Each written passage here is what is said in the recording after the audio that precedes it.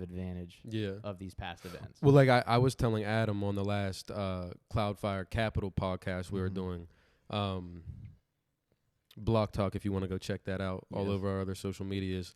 But I was telling him, you know, people talk about, well, in 2021, what's the crypto market going to look like? You know, if the COVID and the pandemic effects go away, is it just going to reverse and go back down? Because that's what propelled it. And I was telling Adam, you know, this whole pandemic didn't start or lead to this happening to the crypto industry. It just sped it up. It was inevitable. And it opened eyes. Because it opened eyes to the technological advantages of these digital currencies, these digital networks. And it made people realize that our current system and how it's operating today, it's not that it's bad or some of it's outdated, as we've talked about, but it's not that it's horrible technology, but they saw right in front of them the technology that is more advanced and prepared for the future.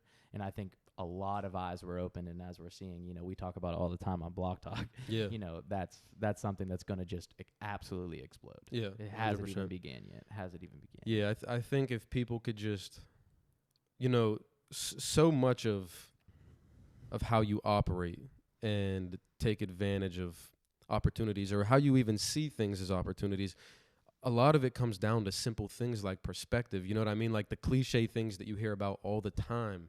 It's like when you figure out how to implement that into your thought process, this door just opens up, and you're led to things like better critical decision making, better communication, better opportunity spotting. You know, things when you just shift your mind in little ways, that's normally how it works. Like there's hidden benefits to everything you do. I was telling someone else that last night. Like when you talk about, okay, so when you start reading books, you think the benefit is, you know, I'm learning new information, but there's also all of the hidden benefits that come with such simple things like discipline. You know what I mean? When you're reading, you're gaining discipline. You're learning how to articulate your own thoughts better. You could find so many different things other than that one benefit that most people are going at. The one thing, if you review 2020, the one thing that if you look back on and you say, I should have been this, you know, it's someone who could reinvent themselves, an agent of change, someone who could adapt to change. And I think that's becoming a more and more necessary thing in today's world. You know, like back in the day, it was you need to learn how to read and write. You need to learn how to articulate your thoughts. Now, today, it's you need to learn how to adapt so quickly. Like I think I forget his exact name, but he's the guy who wrote Sapiens, and the other one, 21 Rules for the 21st Century. I forget if that's the exact name of the book, but he talks about our generations. It's not going to be about that old kind of learning. You know what I mean? It's going to be about adapting to new skill sets and to the changes in society very, very quickly. That is going to be the number one skill set, adaptability, because we are only seeing the effects of the exponential growth of technology right now. And we don't even, like our generation didn't even really have to see it so much. I mean, we do, but to a much smaller extent than the generations to come will have to. Which is crazy to think about, because we always talk about the last 10 years, everything that we use today was not created a year prior to that. So literally within the past decade, everything that we know to be was created and then evolved in that time span, which is crazy. It seems slow because we're in it. We're living it. We're in it. But when you like zoom out, if you were just thinking about yourself floating above the earth, you know, sitting there watching it happen and watching the world turn, like compared to evolution in history, right now things are happening at a rapid pace. And it's only going to get faster and faster and faster. It's not going to be just as fast.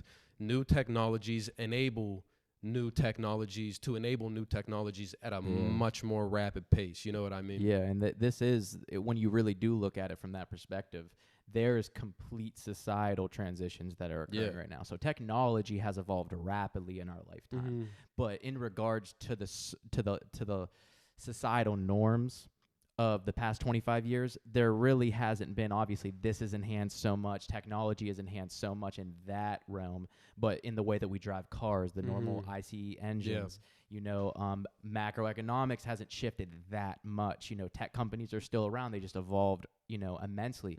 What we're seeing right now is complete infrastructure shifts. And that's where we go back to perspective on things like the, 2020 pandemic. Moments like that really take you a step back and make you realize that we are in for a giant shift and things are going to change. And that's where, it was such a blessing in disguise that we were able to kind of compartmentalize that this is going to happen. And I think everyone took a step back and realized, oh, okay, we need to prepare for things like this to happen. And we need to become that much more digital. Well, it almost makes, so like now, and don't get me wrong here, this is a horrible thing that society has to go through, with people dying, and I get all that. That 100%. It's a horrible thing, but to look at it from a positive perspective, it did, but because let's just face it, we as humans, we as a society, most of us are scared of change. Absolutely. It's a very common thing. People don't want to have to change their lifestyle. They've spent their whole lives planning and building it. You know what I mean? And they were never really introduced to a skill set such as adaptability. And the ones who are the ones who could see these kind of things and tell the world, how 1%. You look at it from this perspective. But if you look at the past year, like we were just talking about, the digitalization of our daily lives is what came out of this. Now, obviously, it's not 100% there yet. No. It's the beginning stages of it, but we needed something that put fear in us, that made us okay with having change. To work at home our whole lives, having to figure out how to communicate, not being in person. So those kind of things are a form of learning. That is a form of transformation in our society. And it's almost as if, like, do you think it would have happened so quickly? And do you think we as humans would have been able to adapt so successfully if we didn't have something that we feared so much? Absolutely. You know what I mean? It's that back against the wall. Like we said, if we're not forced as human beings and feel as if, there is a gun pointed to our head, or we are on the back of the wall, we don't necessarily want to change. To go off your point, it doesn't feel as if we have to. We're stuck in habit. We're stuck doing the same thing and drifting along in life. And that's where you really have to look at these moments, and you have you have to look at them as blessings. And that's 100% how I view 2020. Like, I'm not going to look back at 2020, especially as, looking at it from the perspective of our group, and look at it as a negative year at all. It was this massive year of transformation for us and society. It almost was like we were paralleling society in a weird way. I think 2020 was probably one of my favorite years because, and this is just a perspective on life. I think the only expectation you should live with is that life is horribly unfair. You know what I mean? And it will crush you many times. But to be able to experience that, not on an individual level, but on a group and a societal level, when you get to experience things like that, it almost goes back to the philosophy of understanding, or being able to understand one another. When you share pain, you can understand people better. Like, the two people who share the same pain understand one another better. And when you don't share the same pain with other people, you'll never be able to really understand the depth of their character, the depth of their thoughts. True. And when you look at it from a societal perspective, that we all had to share this pain together, it's almost like a giant team going up against this, this one massive obstacle together. And that's why I do love America. When you look through history and you look through all the trials and tribulations that we made it through to be where we're at, it is things like this. It's like the hard times make great men. They make strong people. Of course. You know what I mean? So it's a cool thing to be in it, to be in history. That's why I talk about, like the people who love climate change, shout out to them. The people who love the crypto industry, shout out to them. All it is just being involved with this change. And this isn't to go into, what works, what won't work, what is radical, what is idiotic. forget that. Look deeper than that.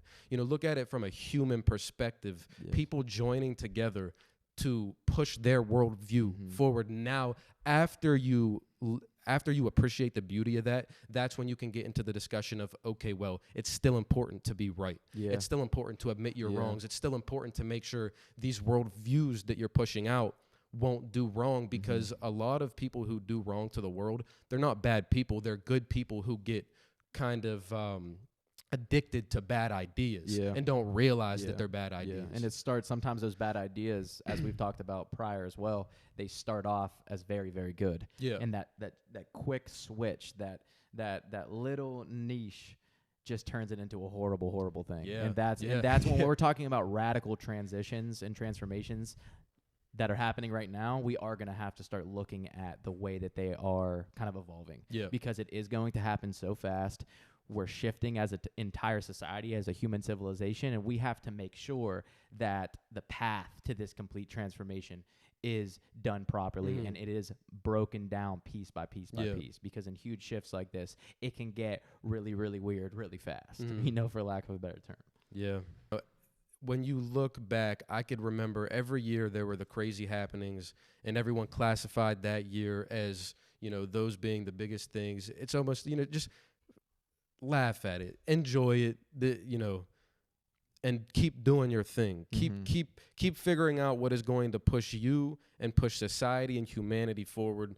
Develop your mission, your vision, your purpose, and live that out on a daily basis. Exactly. All the other stuff is noise. It's funny noise. Yeah. It's interesting noise. You could figure out how to implement, all of those things. And everything that happened in 2020, we figured out a way. How do we utilize this for our thing?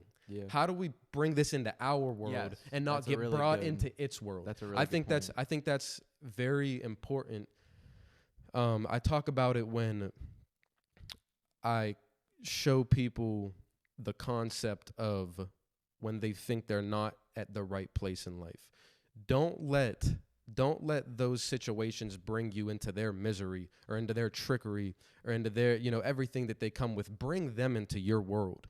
Bring them to you and tell them where to go. Exactly. You are the controller. You are the beholder of your destiny, of your life. Utilize everything around you. Doesn't matter if it's good, bad, weird, confusing. Take it and figure out a way to bring it into your path. Be the dominator of your life. 2021 really is, and I think we should be preaching this all year, and we'll be preaching it in 2022 and 2023 and so on.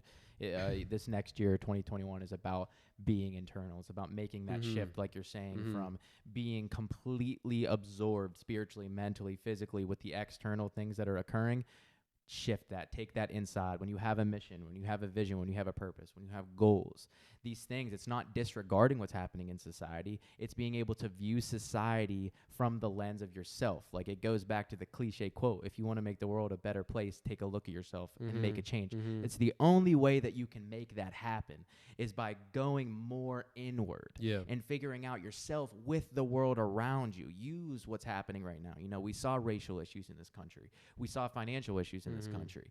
How we handled those as a unit is that we looked at ourselves and we used the events around us and the issues of society and the pain of society, and we figured out more and more ways to be able to help that situation with strengthening our own minds, our own beliefs, our own spirits. Yeah. And that is really the only way that you can guarantee you're going to have an effect on what's occurring in the world, is by figuring out how you as an individual and the group that surrounds you can strengthen that. Yeah. You know what I mean? And that was the best, kind of the most powerful thing that I believe happened to our group, was all these radical events occurring within the last 12 months and us really just sitting down and discussing them. Yeah. Having empathy for the pain, not disregarding the pain, but kind of using it as more and more kind of fuel to our overall life mission. How can we strengthen the spirits of people that are broken? This is how we relate to it. The goal is to be in a position where we have the resources to make real change. You know what I mean? To make real change with these kind of issues. And to do that, you have to work on yourself a lot first.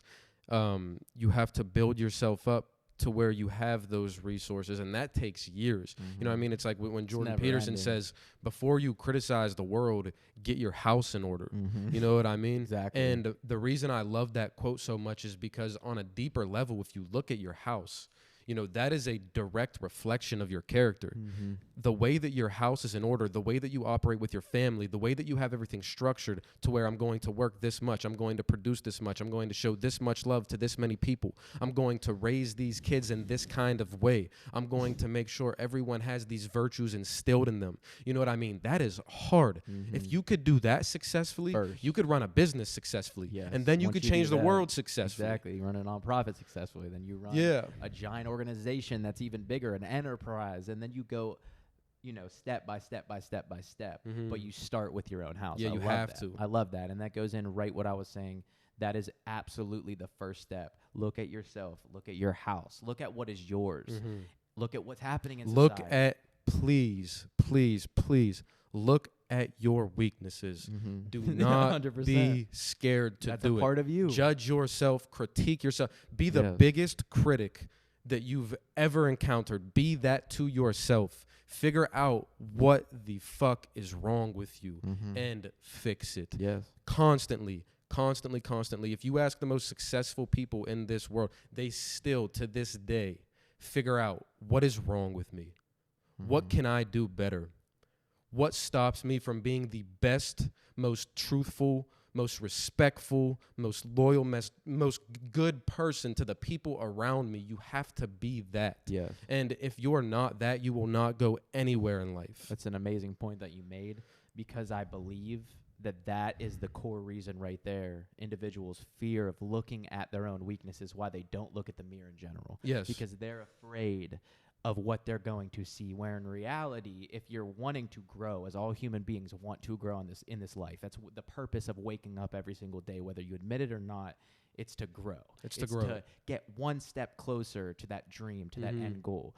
And the catch-22 of life that we constantly, as human beings, are facing, that's defeating us on a daily basis, is our lack or fear of looking at ourselves in the mirror because of what might be there. The only way of taking that away so that you don't see it anymore is by, like you said, acknowledging it with humility, with honesty, with authenticity, and wiping it away. And a lot of the weaknesses that we have, it may never be completely, wiped away from our existence, but we have to acknowledge it so we can face it every single day. Every single day we have to face our weaknesses because we're one with our weaknesses. Well, it's we have to use them as strengths.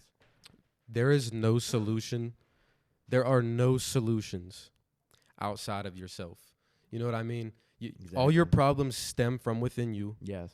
And all solutions are found within and societal you know what I mean? Solutions are the only answer that we can make is in ourselves. Everyone has the answer to a societal issue within themselves. You know what I mean? And it's an amazing thing. It's a common theme, I think, as we're talking about this. Well, and to go a little deeper, and I'm going to try to figure out, this may not even make sense. Maybe I'm just thinking about this, but when you talk about within, you know what I mean? The things that the things that you talk about when you say within, you're talking about the mind, right? That's really what you're talking about. You're talking about the mind and the soul. Whatever. Yeah, exactly. And now let's spread out on a macro scale all of humans. So we all stem from one thing. Now whether you want to talk about what that one thing is, get into that whole, topic. Not going to do that. All I know is we all stem from one single thing. Of course. That means that our minds and our souls all stem from one place. So when you hear someone say it is all within yourself, don't think like, that only I could solve my problems. People can't help. We are all connected, meaning me and you, your mind and my mind, bouncing off of each other, that's still internal because they all stem from the same one place. They are that internal strength. They are that internal being. Our souls are intertwined, everyone. You know what I mean? This earth, us and this earth, the universal nature, language. the universe. So internal is a much deeper subject or topic than just talking about I thinking about myself. You know what I mean? It is soul searching with the people that you connect with the people that you learn from. People that have came before us. The people that have came before us All that of have it. built this infrastructure that we take for granted. Absolutely. The fact that we could wake up and we have pipes, you know, with water flowing in them to give us hot water in the morning. Mics to talk to. Mics to talk on. Yeah. To be able to you put know, our thoughts and ideas. The infrastructure around us that allows us to live, the roads that were built by people who sacrificed their life. How many people probably died building our skyscrapers and our roads because they didn't have enough food and water, but they still did it. You know what I mean? And thank God, because that is why we are at where we are at today. So wake up and be grateful. I think that's the foundation of meaning. I think that is the foundation of purpose. If you have no other purpose in life, you know what I mean? Start there. Start with the infrastructure that has built around you that you get to wake up to every day. What is going to be your contribution when a kid is having a conversation like this in 30 years? What is your contribution to those advantages that have been enhanced since you were that age? You know what I mean? And that is an amazing starting point to understanding every single human being's purpose at scale. Just in the fact that we are living in this world that is so enhanced and so advanced. You know what I mean? And I think that's the type of humility that really, to go off of your point when you talked about the internal journey, isn't necessarily this it's not that type of situation. You're